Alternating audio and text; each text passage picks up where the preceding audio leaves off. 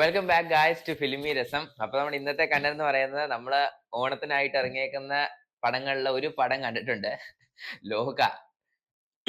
ആദ്യം തന്നെ പറയാലോ, നമ്മുടെ ഈ ചാനലില് ചെയ്തേക്കുന്ന റിവ്യൂകളില് ഏറ്റവും പ്രൗഡായിട്ട് പറയാ, ഇതാണ് ഞാൻ കണ്ട ബെസ്റ്റ് ഫിലിം. നമ്മൾ ഈ നമ്മുടെ ചാനലിൽ ചെയ്തേക്കുന്ന ഫിലിംസിലെ ഏറ്റവും പ്രൗഡായിട്ട് എനിക്ക് ഇവിടെ ഇരുന്ന് റിവ്യൂ പറയാൻ പറ്റുന്നുണ്ടെങ്കിൽ അത് ഇതാണ്, ലോകയാണ്. ആദ്യം തന്നെ സ്റ്റാർട്ട് ചെയ്യാം. പടം ഒരു രക്ഷയില്ല. ഒരു രക്ഷയില്ലെന്ന് പറഞ്ഞാൽ ഒരു രക്ഷയില്ല. ഇത് ഒട്ടും പ്രതീക്ഷിച്ചില്ല. ഈ ഒരു റേഞ്ചിലായിരിക്കുന്ന പടം എന്ന് ഒട്ടും പ്രതീക്ഷിച്ചില്ല. പക്ഷെ എനിക്കറിയാം ഒത്തിരി പോസിറ്റീവ് റിവ്യൂസ് നിങ്ങൾ കാണുന്നുണ്ട് ഇൻസ്റ്റയിലും ഇതിലും ഒക്കെ. പക്ഷെ ഇനിയും അത് കണ്ട് അവസാനം ക്യാപ്റ്റൻ അമേരിക്ക സിവിൽ വാർ പ്രതീക്ഷിച്ച് പോകരുത്. ഇനി ആ കണ്ടമാനം എക്സ്പെക്ട് ചെയ്ത് പോയിട്ട് അത് അവസാനം കുളമാക്കരുത്. നിങ്ങൾ ഒരു സാധാരണ പടമായിട്ട് തന്നെ കാണുക. അപ്പൊ നിങ്ങൾക്ക് തിയേറ്ററിൽ പോയി അടിപൊളി ഒരു പടം എക്സ്പീരിയൻസ് ചെയ്യാൻ പറ്റും. അപ്പൊ നമുക്ക് ഡയറക്ഷനിലേക്ക് നോക്കുകയാണെങ്കിൽ ആദ്യം ചെയ്തേക്കാൻ ഡൊമിനിക് അരുൺ. ഒരു രക്ഷയില്ല. ഡയറക്ഷൻ എന്ന് പറഞ്ഞാൽ ഒരു രക്ഷയില്ല. കാരണം ഇതിനകത്തൊരു മൾട്ടി സ്റ്റാർ ഇല്ലെന്നുള്ള കാര്യം നമ്മൾ ഓർക്കണം. ബാക്കി കൂടുതൽ പറയുന്നില്ല. പക്ഷെ മൾട്ടി സ്റ്റാർസ് ഇല്ലാത്തൊരു പടമാണിത്. കാരണം നമ്മൾ ട്രെയിലർ കണ്ടല്ലോ, ഇത് യൂഷ്വൽ ആയിട്ടുള്ള ആൾക്കാരെ വെച്ച് ചെയ്തേക്കുന്ന ഒരു പടമാണ്. അപ്പൊ നിങ്ങൾ അങ്ങനെ തന്നെ പോയി കാണണം. അപ്പോ കൂടാതെ ഇതിന്റെ ഷോർട്സ്, ഫ്രെയിം, സിനിമ ഷോർട്സ് എന്നൊക്കെ പറഞ്ഞാണ്ടല്ലോ, ഒരു രക്ഷയില്ല. ഒരു രക്ഷയെന്ന് പറഞ്ഞാൽ ഒരു രക്ഷയില്ല. സിനിമാറ്റോഗ്രാഫി ചെയ്തേക്കുന്ന നിമിഷ് രവി അടിപൊളിയായിട്ടേക്കാണ്. മ്യൂസിക് ചെയ്തേക്കുന്നത് നമ്മുടെ തുടർന്നകത്ത് മ്യൂസിക് ചെയ്തേക്കുന്നത് തന്നെ ആ പുള്ളി തന്നെയാണ്. ജെയ്ക്സ് വിജയ് ആണ് നമ്മളിതിനകത്ത് മ്യൂസിക് ചെയ്തേക്കുന്നത്. മ്യൂസിക് എല്ലാം അടിപൊളിയാണ്.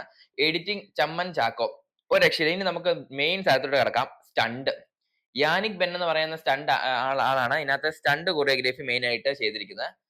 സ്റ്റണ്ട് എന്ന് പറഞ്ഞാൽ അടിപൊളിയാ. കാരണം ഇത് എല്ലാവർക്കും മനസ്സിലാക്കാണ്, ഒരു സൂപ്പർ ഹീറോ റിലേറ്റഡ് പടമാണ്. സൂപ്പർ ഹീറോ ഒരു ഫിക്ഷൻ റിലേറ്റഡ് പടമാണ്.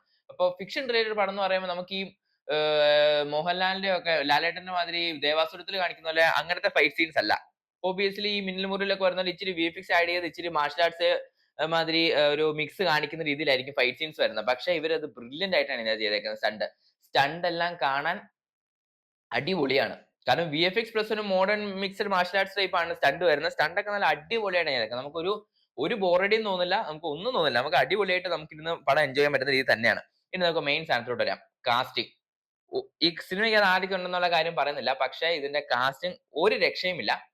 കാസ്റ്റിംഗിൽ ഏറ്റവും അടിപൊളിയാവുന്ന കേസ് എന്ന് വെച്ചാൽ, പല സിനിമയിലും എനിക്ക് കാണുമ്പോൾ ഇഷ്ടപ്പെടാത്ത ഒത്തിരി ആൾക്കാരുടെ പൊട്ടൻഷ്യൽ അവർ ഈ സിനിമയെ കാണിച്ചിട്ടുണ്ട്. ഫോർ എക്സാമ്പിൾ, ഞാൻ ആദ്യം തന്നെ നമുക്ക് ഓബിയസ്ലി അറിയാവുന്നത് നസ്ലിനുണ്ട്, കല്യാണ പ്രിയദർശനുണ്ട്. പക്ഷെ അതിനേക്കാളും ഒക്കെ മുമ്പ് എനിക്ക് ആദ്യം പറയാനുള്ളത് മറ്റേ നമ്മുടെ ചന്തു സലീം കുമാറിനെ കുറിച്ചാണ് എനിക്ക് പറയാനുള്ളത്. സലീം കുമാറിന്റെ മോൻ. പറയാനുള്ള ചില ആബ്സല്യൂട്ട്ലി ബ്രില്യന്റ് ആയിട്ടാണ് ഈ പടത്തിൽ അഭിനയിച്ചേക്കുന്നത്. എനിക്ക് ചന്തു സലീം കുമാറിന്റെ അഭിനയം ഈ മഞ്ഞുമൽ ബോയ്സിനകത്തൊക്കെ ഞാൻ കണ്ടിട്ടുണ്ട്. എനിക്ക് മഞ്ഞുമൽ ബോയ്സിനകത്തൊന്നും ചന്തു സലീം കുമാറിന്റെ അഭിനയം ഇഷ്ടപ്പെട്ടിട്ടില്ല. പക്ഷെ ഈ പടത്തിലെ ചന്തു സലീം കുമാർ അടിപൊളിയായിട്ടാണ് ചെയ്തേക്കുന്നത്. എനിക്ക് ആദ്യമായിട്ടാണ് ചന്തുവിന്റെ ഒരു പടം കണ്ടിട്ട് ഇഷ്ടപ്പെടുന്നത്. ചന്തു ആകെ ശകലം പടങ്ങൾ അഭിനയിച്ചിട്ടുള്ളൂ. അതിനകത്ത് ഈ പടത്തിലാണ് എനിക്ക് മനസ്സ് നിറഞ്ഞ് ഇഷ്ടപ്പെട്ടു. ആക്ടിങ് വളരെ നല്ലോണം ചെയ്തിട്ടുണ്ട്. അതായത് ഓരോ ആക്ടർ ഓരോ രീതിയിൽ യൂസ് ചെയ്യണം. അത് ഡയറക്ടറിന് ബുദ്ധിയുള്ള ഡയറക്ടറിനെ ചെയ്യാൻ പറ്റുള്ളൂ. ഇവിടെ നമ്മുടെ ഡൊമിനിക് അരുൺ എന്ന് പറയുന്ന ഡയറക്ടർ ചന്തു സലീം കുമാറിനെ അടിപൊളിയായിട്ട് യൂസ് ചെയ്തിട്ടുണ്ട്. നമുക്ക് ഒരു കൊമേഡിയൻ റോൾ ആയിട്ടാണ് ഇതിനകത്ത് സലീം കുമാറിന്റെ മോൻ വരുന്നത്. ആൻഡ് നമുക്ക് 100% എൻജോയ് ചെയ്യാൻ പറ്റുന്ന രീതിയിൽ തന്നെ ഒരു സാറ്റിസ്ഫാക്ടറി ആയിട്ടുള്ള അഭിനയം തന്നെയാണ് ഇതിനകത്ത് ചെയ്തിരിക്കുന്നത്. പിന്നെ പറയണ്ടല്ലോ, ഇതിനകത്ത് മെയിൻ വരുന്നത് കല്യാണി പ്രിയദർശിനിയാണ്. പിന്നെ വരുന്നത് നസ്ലിനാണ്. ഇങ്ങനെ കുറച്ച് ആക്ടേഴ്സ് ഉണ്ട്. ബാക്കി സ്പോയിലേഴ്സ് ഒന്നും പറയുന്നില്ല. കുറച്ച് ആക്ടേഴ്സ് ഉണ്ട്. പിന്നെ ഇതിനകത്ത് നമ്മുടെ നിസാം സാഗർ ഉണ്ട്. കൂടാതെ വിജയരാഘവൻ, ഇങ്ങനെ കുറച്ച് ആക്ടേഴ്സ് ഒക്കെ ഉണ്ട്. നല്ല നല്ല കാസ്റ്റിംഗ് ആണ്. അടിപൊളി കാസ്റ്റിംഗ് വെച്ചാൽ അടിപൊളി കാസ്റ്റിംഗ് ആണ്. പിന്നെ നമ്മുടെ ശരത് സഭ എന്ന് പറഞ്ഞാൽ നമുക്കറിയാം ഒരു കൊമേഡിയൻ ആയിട്ട് വരുന്നതാണ്.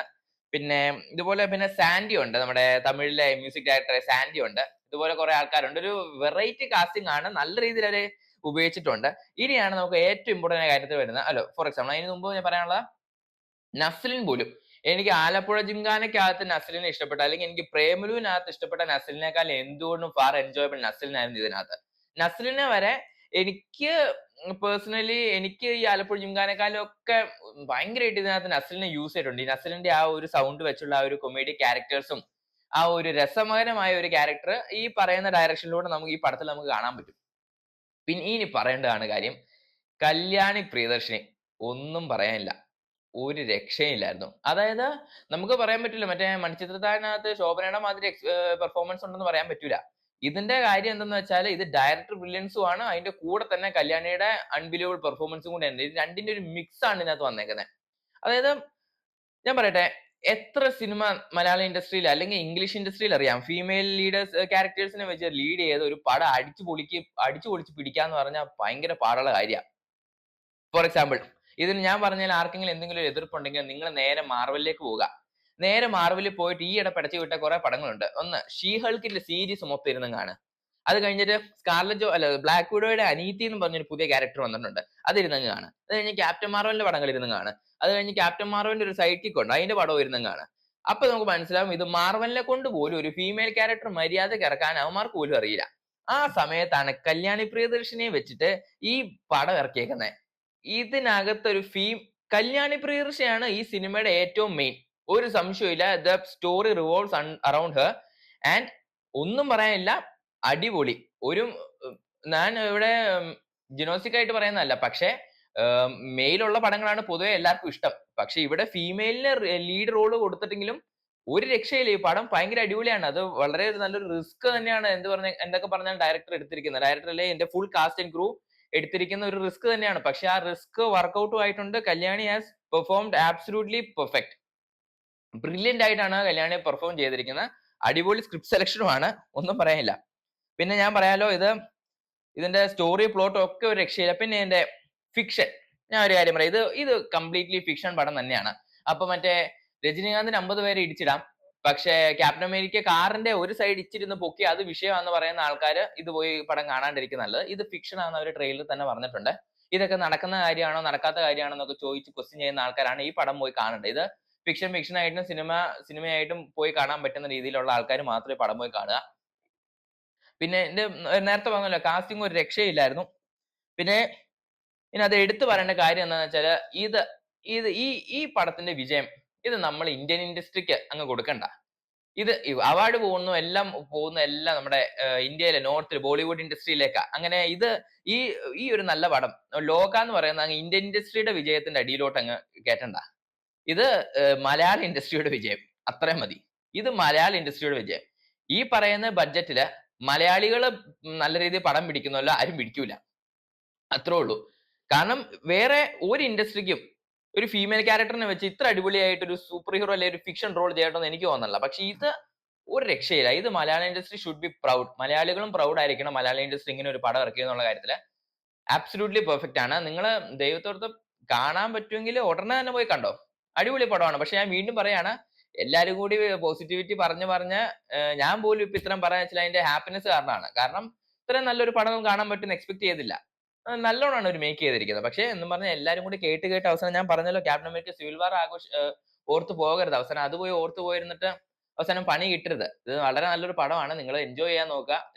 ഈ പറയുന്ന റിവ്യൂസ് എല്ലാം നല്ല പടമാണെന്ന് അറിഞ്ഞാൽ മാത്രം മതി. റിവ്യൂസ് എല്ലാം അറിയുക, കൂടുതലൊന്നും അറിയാതെ നേരെ പോയി പടം കാണുക, എൻജോയ് ചെയ്യുക. സോ അപ്പോൾ ഇത്രയൊക്കെ ഉള്ളൂ നമുക്ക് നമ്മുടെ ലോകയെ കുറിച്ച് പറയാൻ. അപ്പോൾ തീർച്ചയായിട്ടും നിങ്ങൾ ഈ പടം പോയി കാണുക. ഞാൻ ഈ പറഞ്ഞ കാര്യങ്ങളായിട്ട് നിങ്ങൾ റിലേറ്റ് ചെയ്യാൻ പറ്റുന്നുണ്ട് നോക്കുക.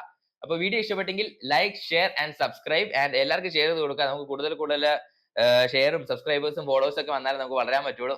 ഓക്കെ, അപ്പോൾ താങ്ക് യു.